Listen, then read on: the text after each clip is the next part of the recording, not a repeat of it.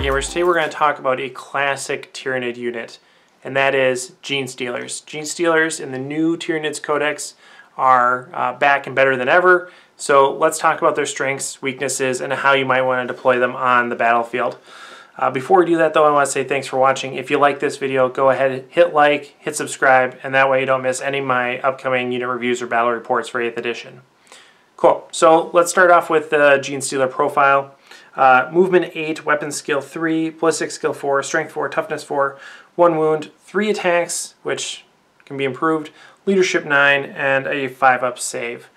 They start off in a unit of 5, but can go up to a unit of 20, and they're equipped with Rending Claws, which have the profile of strength user, -1 AP, 1 damage, but on a roll of a 6, it's -4 AP. So the propensity to do significant amount of damage to most infantry units, and even get through some really tough armor. So really able to tear things apart in close combat, and that's how it should be, right? That's what Genestealers are meant to do. You have the option to switch out their rending claws for scything talons. If you do that, you really just have the option of making attacks with a different weapon.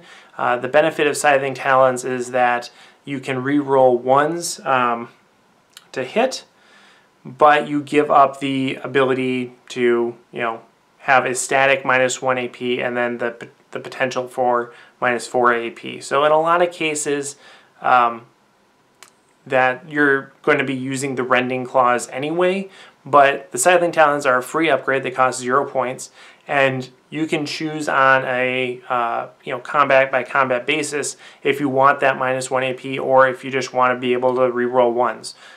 In most cases, you're going to want that Rending Claw attack, but in some cases, like maybe you're going against Termagants or something, or something with the 6-up save, maybe that -1 AP really doesn't make a difference to you. You're going to clear through them anyway, and you just want to be able to re-roll 1s to really get all your attacks through.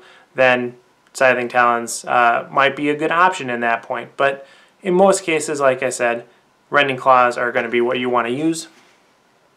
Every 1 in 4 models can be upgraded to have a Acid Maw, which is a melee weapon, -3 AP, 1 damage. This is basically a better Rending Claw.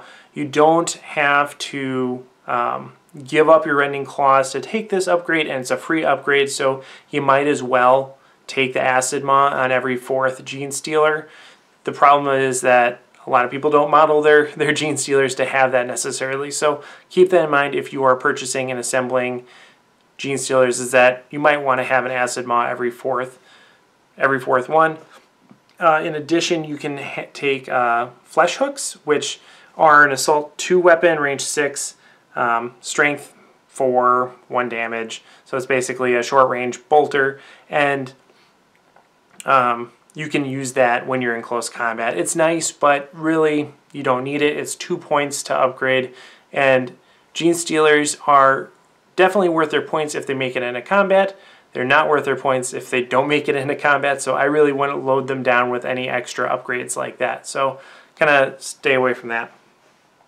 And then you can upgrade all units to have toxin sacks or extending carapaces.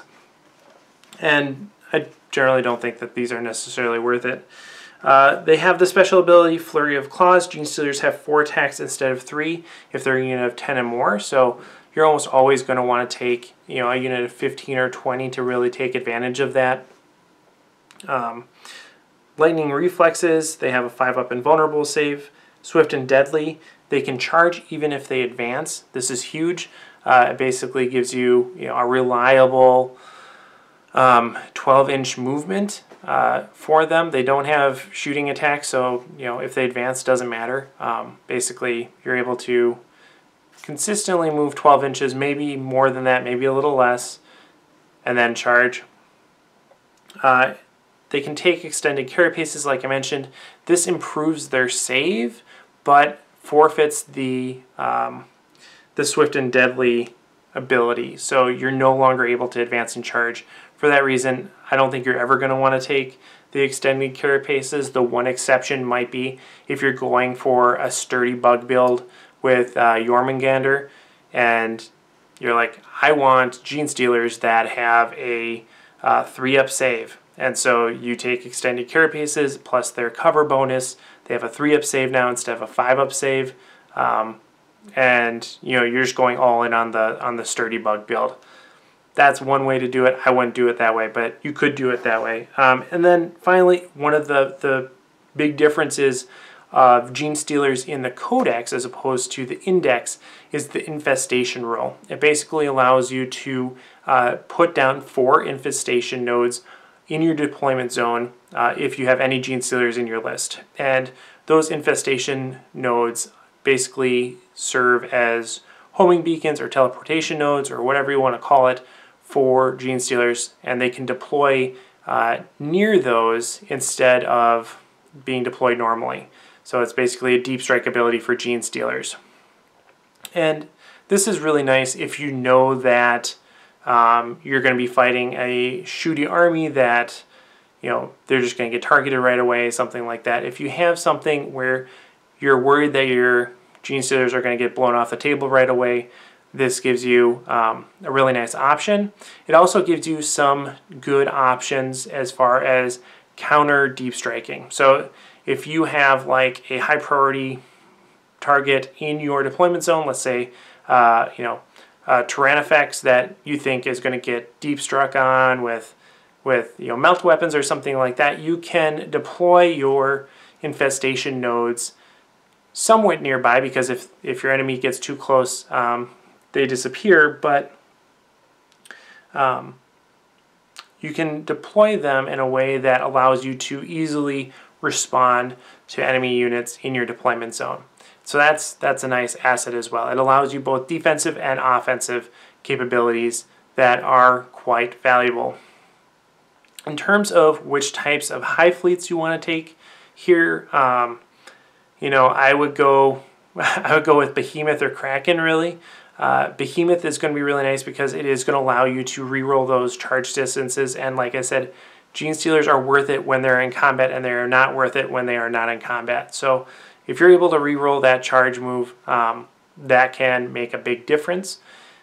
The other the other option is Kraken, and the reason for that is because it allows you to really lean into that ability to advance and charge. It allows you to roll 3 dice for your advance roll, pick the highest, so you're going to be pretty consistently getting 5s or 6s on your advance roll.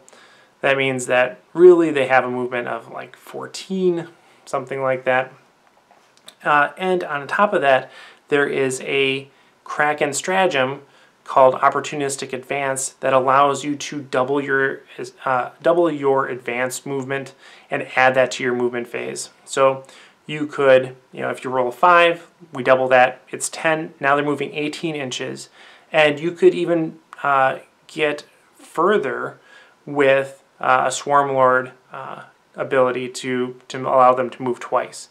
So these guys could be moving 36 inches turn 1 potentially if you pair them with Swarm Lord and Opportunistic Advance, which is crazy.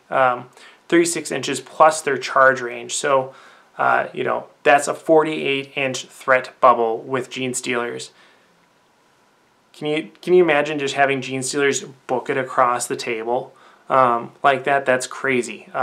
They could get anywhere, get anyone, and if you're going first, you are in really good shape. So for that reason, I think Kraken is a really strong choice for Genestealers too. I think it jives with their build a little bit more than Behemoth, but if Behemoth makes a difference between you making a charge and not, then Behemoth can be worth it.